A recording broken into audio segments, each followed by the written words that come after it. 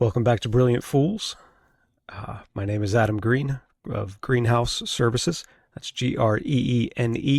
And you can find Greenhouse at greenhouseghs.com. And you can schedule a call with me directly. I would love to chat with you and see what you've got going on in your business as a believer in Christ. And if you know that there's something more that could be going on, that your business could be doing, you may be right. And I'd love to explore that with you and see why you're feeling that way, why you're thinking that way, and what potentially to do about it. But today, as we head into the weekend, I want to explore a concept. It's something that is true of us, and it's true of us because God says it's true of us, not because of anything I've done, anything you've done, because God says it's true and because of the finished work of Christ on the cross. I want to talk about the concept of righteousness and being righteous. We know certain things about it. One is that we've been made fit for heaven, right? Colossians 1, verse 12. My sins have been taken away. John 1:29, behold him who takes away the sins of the world, right? Hebrews 9:26, 1 John 3:5, they've been completely purged. Hebrews 1:3, I can live to righteousness, right? 1 Peter, I'm clothed in his righteousness. Revelation, I am a servant to righteousness, a slave to righteousness, free from the law.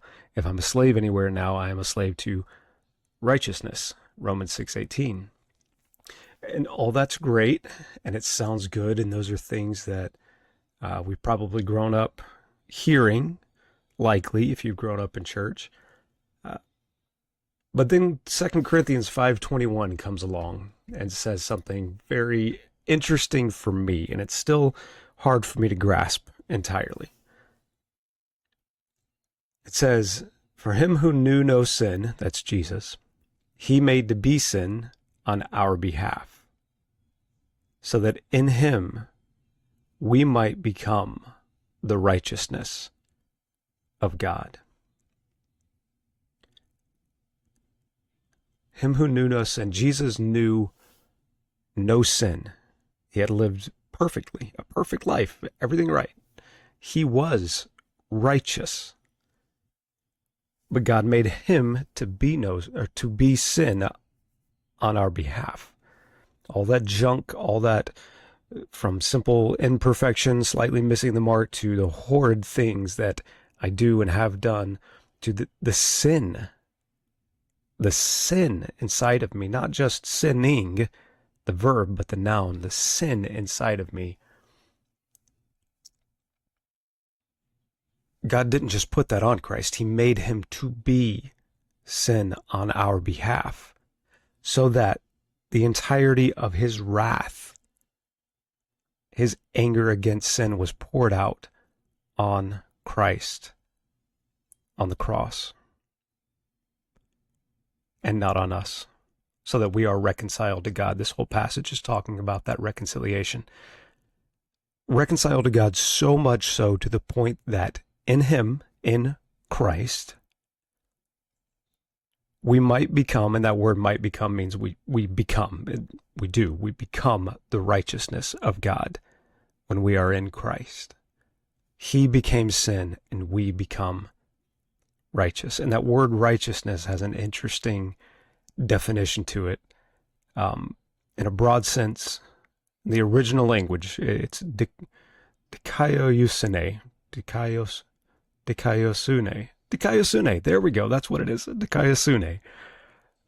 And it means, in a broad sense, the state of him who is as he ought to be. Righteous. The condition acceptable to God. This is how God intended us to be. How he made us to be in the beginning. This is the finished work of Christ, that God has reconciled us to himself in Christ. And now we are the righteousness of God. We are as we ought to be, as God made us to be, acceptable to him. what that does for me when I'm thinking about my business is I'm not so worried anymore about the law and am I doing things the right way? Am I holding to the right system and the correct steps? But instead, I know that I'm already acceptable. I don't need to change my business to be acceptable to man or to God. I am acceptable to God. I am righteous. And I can live in that righteousness the more I am in Him. Because notice, it is that in Him, that's where we become the righteousness of God. Not in myself, but in Christ, I become the righteousness of God. So the more I am in Him, the more I become who I ought to be, who I need to be for others, who I need to be for my business, and for anyone that is affected and touched by my business. When I am in Christ, I am the righteousness of God. I am righteous. I am as I ought to be and acceptable to God. Consider that this weekend. I mean, really consider that. Consider just what Christ did on the cross to become sin on our behalf and endure the wrath of God. And then, after death, to rise up again, having conquered and overcome death and sin, and reconciled us to God, righteous, acceptable, as we ought to be. Rest in that this weekend. And if you're like me, you may need to tell yourself that over and over again. Repeat that truth. Meditate on it, knowing that it is true. Renewing your mind in it and transforming your heart, your spirit. Be blessed.